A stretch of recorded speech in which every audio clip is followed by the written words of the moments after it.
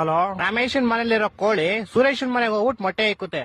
ಇವಾಗ ಮೊಟ್ಟೆ ಯಾರ್ದು ಅಂತ ಹೇಳಪ್ಪ. ಮೊಟ್ಟೆ ಈಗ ಸುರೇಶನ್ದೆ, ಯಾಕಂದ್ರೆ ಕೋಳಿ ಸುರೇಶನ್ ಮನೇಲಿ ಬಂದಿರ್ತಲ್ಲ, ಯಾರ ಮನೇಲಿ ಬಂದ್ ಮೊಟ್ಟೆ ಇಡುತ್ತೋ ಅವ್ರದೇ ಮೊಟ್ಟೆ. ಇಲ್ಲ ಲೇ, ಇಲ್ವಾ? ಮತ್ತಿನ್ಯಾರ್ದು ಮೊಟ್ಟೆ? ಕೋಳಿದಲ್ಲಿ. ಈಗ ಒಂದ್ ಆನೆ ಈಜಾಡ ಕೆರೆ ಒಳಗ್ ಹೋಗುತ್ತೆ, ಆಚೆ ಹೆಂಗ್ ಬರುತ್ತೆ?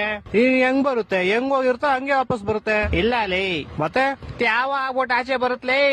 ಹೊಟ್ಟೆ ಎಷ್ಟು ಉರ್ಸ್ತಾವ್ರೋ ಆ ಭಗವತ್ನ ನೋಡಿದ್ರೆ. ಒಬ್ಬ ಹುಡುಗ ಪ್ರತಿ ವರ್ಷ ಅವ್ನ್ ಬರ್ತಡೆಗೆ ಉಂಡಿಗೆ ₹1 ಹಾಕ್ತಿದ್ನಂತೆ. 60 ವರ್ಷ ಆದ್ಮೇಲೆ ನೋಡಿದ್ರೆ ಅದ್ರಲ್ಲಿ ಬರೀ ₹12 ಐತಂತೆ. ಹೆಂಗೆ ಅಂದ್ರೆ ಅವ್ನು ಯಾರ ಚಪ್ಪಲಿ ಇರ್ತಾನೆ ಎತ್ಕೊಂಡಿರ್ತಾನೆ. ಇಲ್ಲ ಲೇ, ಮತ್ತೆ ಅವ್ನ್ ಬರ್ತಡೆ ಫೆಬ್ರವರಿ 29 ಇತ್ಲೇ. ನನ್ನ ಮಕ್ಕಳು ಒಂದೊಂದಲ್ಲ. ಓಕೆ, ಲಾಸ್ಟ್ ಅಂಡ್ ಫೈನಲ್ ಕೇಳ್ಕೊಂಬಿಡು. ಹೇಳು. ಒಬ್ಬ ಹುಡುಗಂಗೆ ಹೆವಿ ಶುಗರ್ ಇರುತ್ತೆ, ಡಾಕ್ಟರ್ ಅವ್ನ್ಗೆ ಸ್ವೀಟ್ ಬಿಟ್ಬಿಡು ಅಂತ ಹೇಳ್ತಾರೆ. ಅವನು ಲೈಫ್ ಪೂರ್ತಿ ಸ್ವೀಟ್ ತಿನ್ನಲ್ಲ. ಯಾಕೆ ಹೇಳು? ಇದಕ್ಕೂ ಯಾವ್ದೋ ಉಲ್ಟಾ ಸೀದಾ ಆನ್ಸರ್ ಇರುತ್ತೆ ಪಕ್ಕ.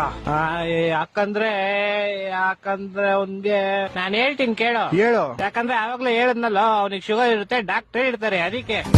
ಹೊಟ್ಟೆ ಎಷ್ಟು ಉರ್ಸ್ತಾವ್ರೋ ಆ ಭಗವತ್ನ ನೋಡಿದ್ರೆ.